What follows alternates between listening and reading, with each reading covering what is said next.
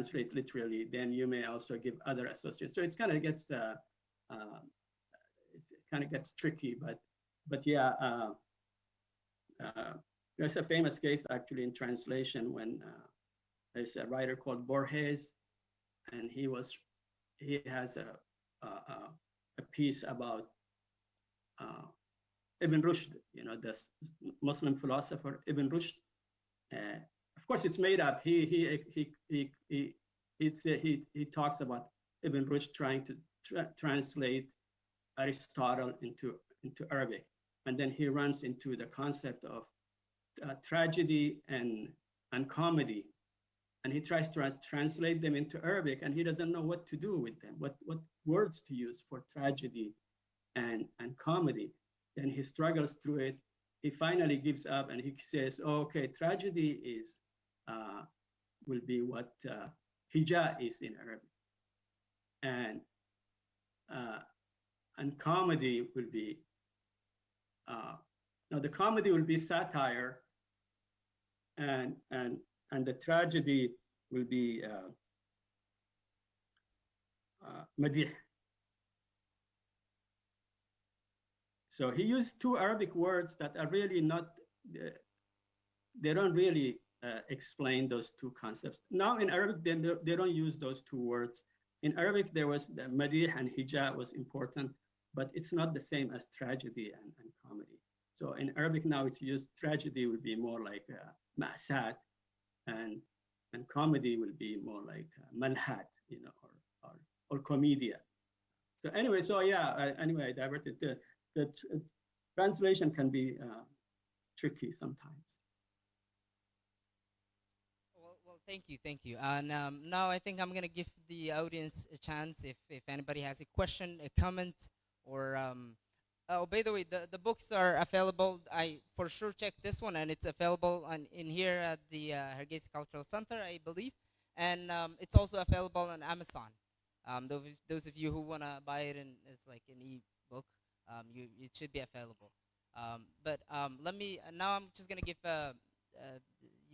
some time to the audience if they have questions, comments, or anything. Yes, go ahead. Please start with your name and a little bit about you, maybe. And Bismillah ar-Rahman ar-Rahim. My name is Mahmoud Sheikh Dalmar. Uh, I have to admit, uh, I thought, or that my belief was that it will be very hard to be moved by English verse or poetry written in English.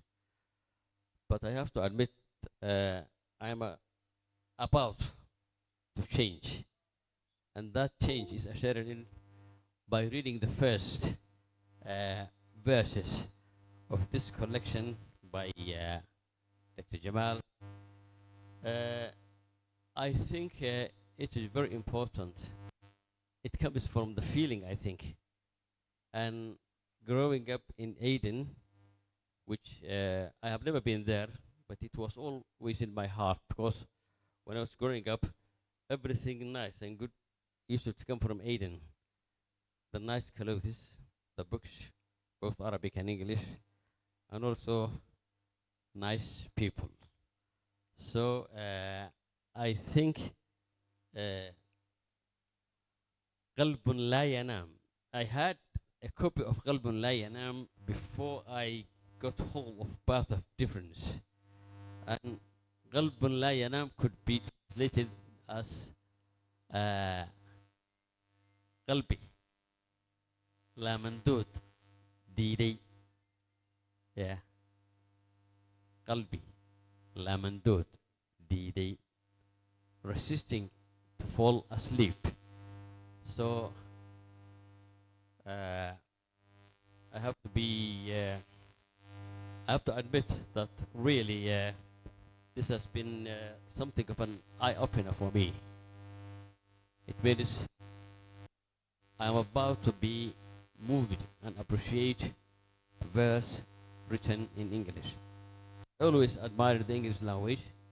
It's a very potent and a very agile language when it comes to uh, not prose, but prose, not poetry. But this is really having an impact on me to appreciate verse written in English. So, قلب لا ينام,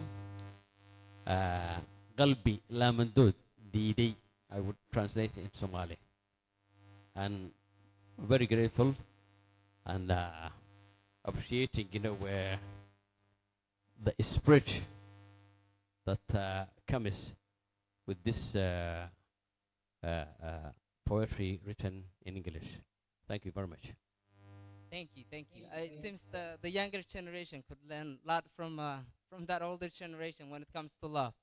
So we'll continue passing the mic around to the audience. So next person, please. Thank you. Hello. Should I stand up? Hi, my name's Christina Woolner. Bring it closer to your. Like this, closer? Okay. I'm a social anthropologist, and a strange connection. I've actually read your PhD dissertation because I wrote my PhD on love songs, and a lot of people told me I needed to learn something about Ilmi Boderi if I wanted to understand about Somali love songs. My question is similar, a little bit related to this one. I just wanted to know how you decide, or what makes you decide what language to write in.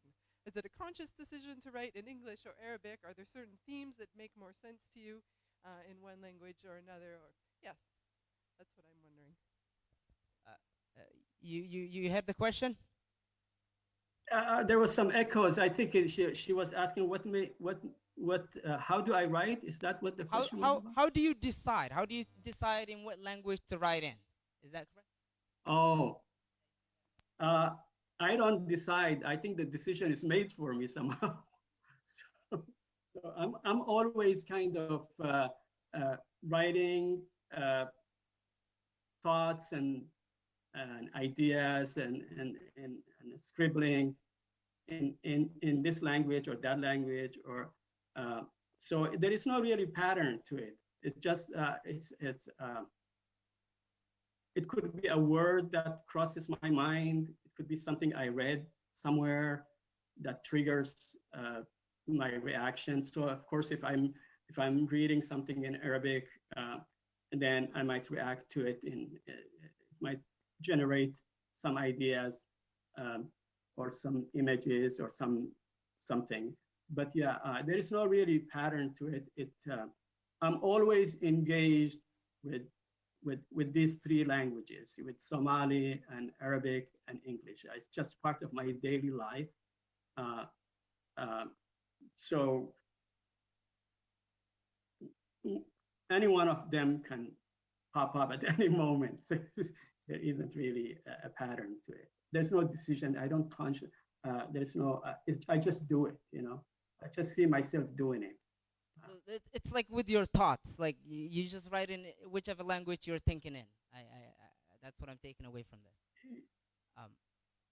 Yeah, it just comes to me. I really don't. There's no analytical process that's behind it. It's just it just comes to me. That's all I can say. I really. Plus, there are some themes, that I'm actually doing like in both languages, and some, like for example, when we were talking about translation. Of course, translation we're talking in Somali and in English and in Arabic at the same time. So I gave you the example of Ibn Rushd, translating Aristotle, who's Greek,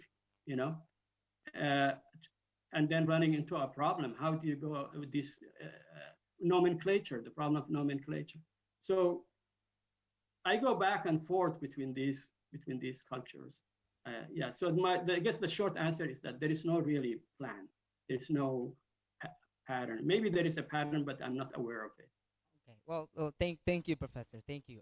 We'll take, I think, one last, and then we'll have to close to the next session.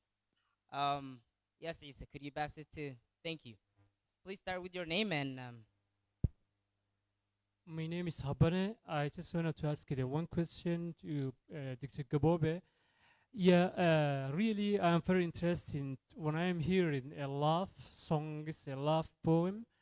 But sometimes when you are listening for a poem or love poem or song, there is a linkage between what I'm listening and the song.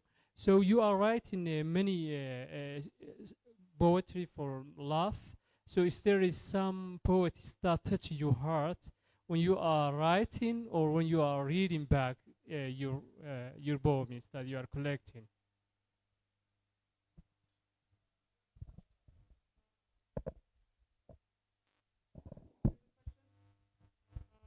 Did you hear the question?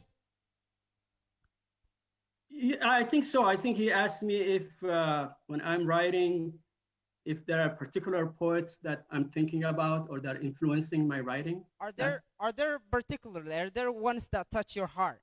Like, are there ones that you feel more connected to, more close to, that touch your heart? That's the question he's asking. Yes, of course there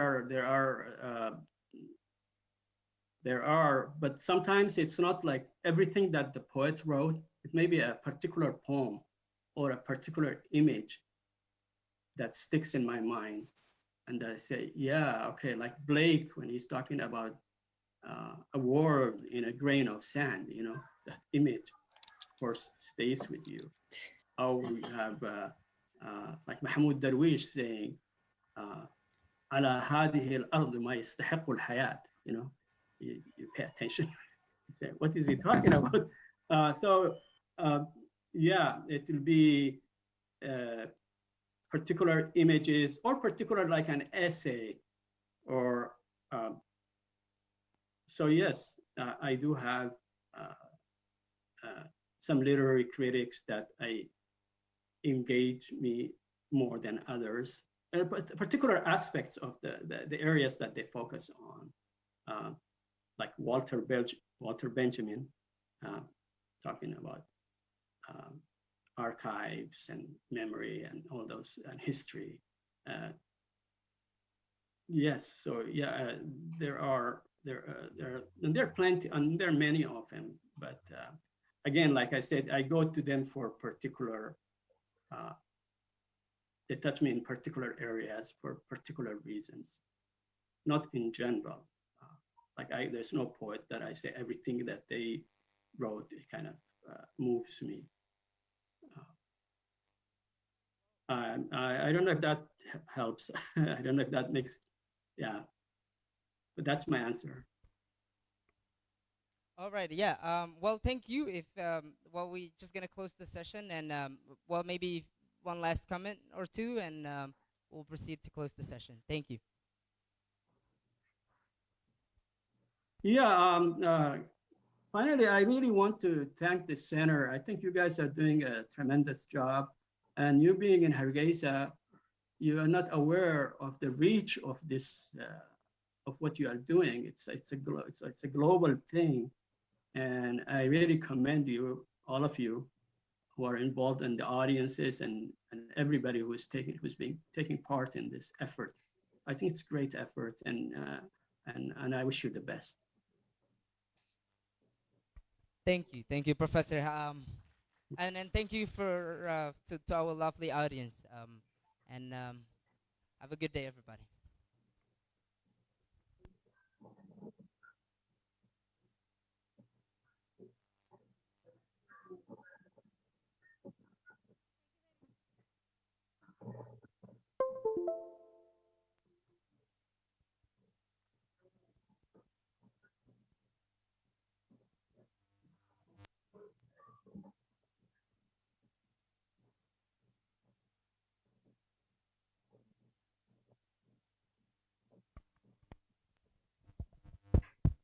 So thank you very much, Mustafa. Okay, bye-bye. Yeah, you can stay with us. Our next session also has a virtual element.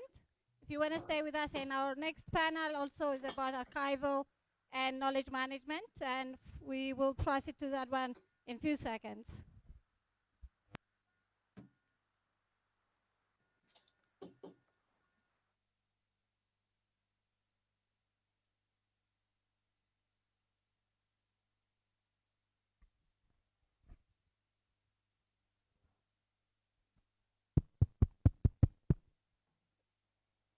sectionkeena ku xiga wuxuu noqon doonaa maxamed haldoor